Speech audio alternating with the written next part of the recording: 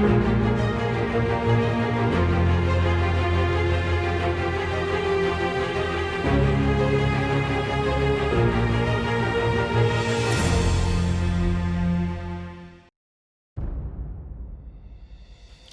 there, I'm Brittany Smith and welcome to Filmmaker Symposium.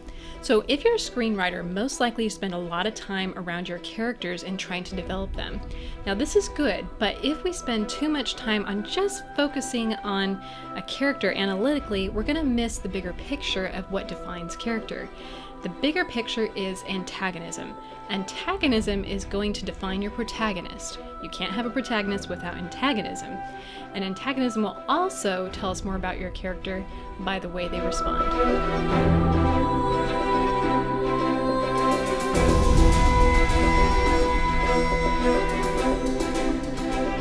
What is antagonism exactly? Well, antagonism is any force in your film that works against the main character. Now, many people think that a villain is automatically an antagonist. And yes, villains are antagonists, but it's not the only form of antagonism that you can have in a film. For instance, the Poseidon Adventure or the movie Poseidon, you have the weather who's actually the main antagonist. So the ship capsizes and everyone's trying to survive and get out, but the main antagonism is actually the weather. Now, if you want to go a little deeper with your antagonism and with your character, you want to make sure that you don't do obvious hindrances in your story.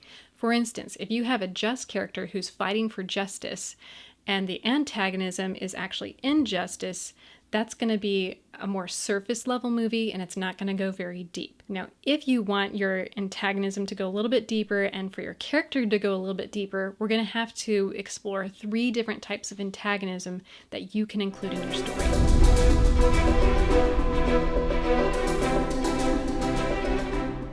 So according to Robert McKee, there are 3 different kinds of antagonisms that we can use for our protagonist characters.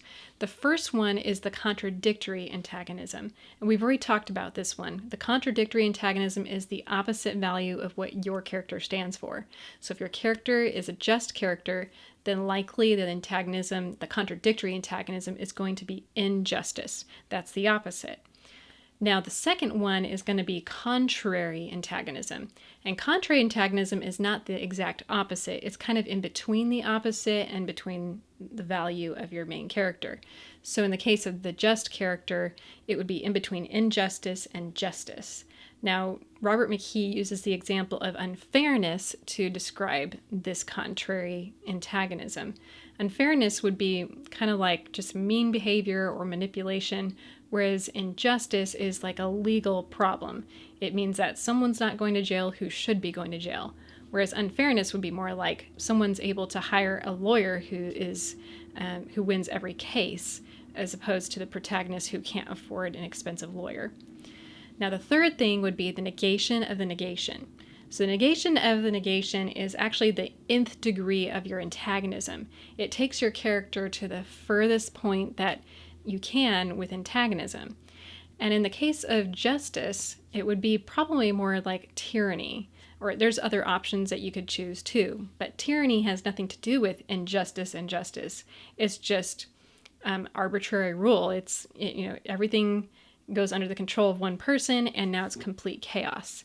There's no say in anything anymore.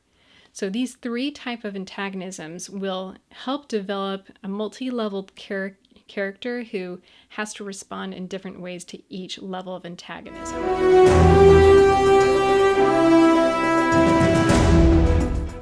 So here are a few examples.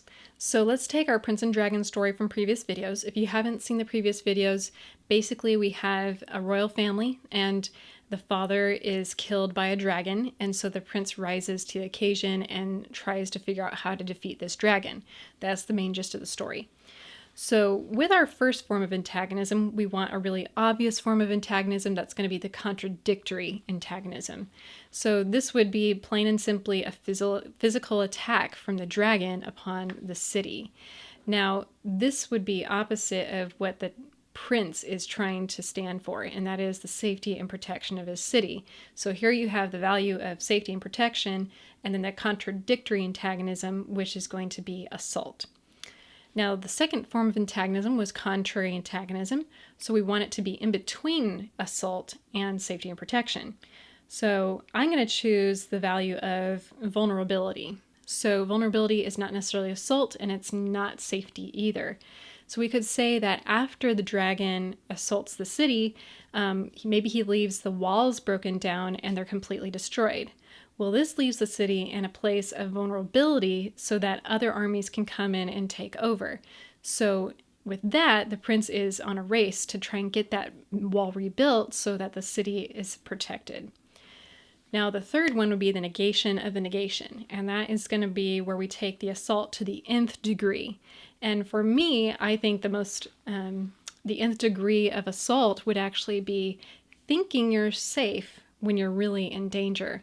So, because really that's actually even worse than an assault, because at least with an assault, you know what's going on and you can try to make a plan to defeat whatever's assaulting you. But if you don't realize that you're in danger, you're not even planning to defend yourself. So with the prince, what we could have is maybe he thinks he's safe after the walls are rebuilt, but he doesn't realize that his brother is actually in cahoots with the dragon. So now he's got this situation that comes up at the end, and all of a sudden the city is in the most danger it's ever been in through the entire region.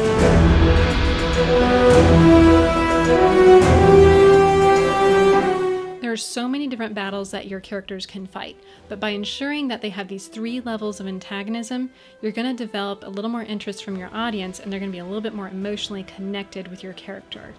If you have any questions about maybe a story that you're working on and you can't figure out why you can't get deeper with a character, or maybe you want some ideas for antagonism, let me know in the comments. I'd love to have a discussion with you down there. So if you enjoyed this video, be sure to like and subscribe, and I'll see you next time on Filmmakers Film.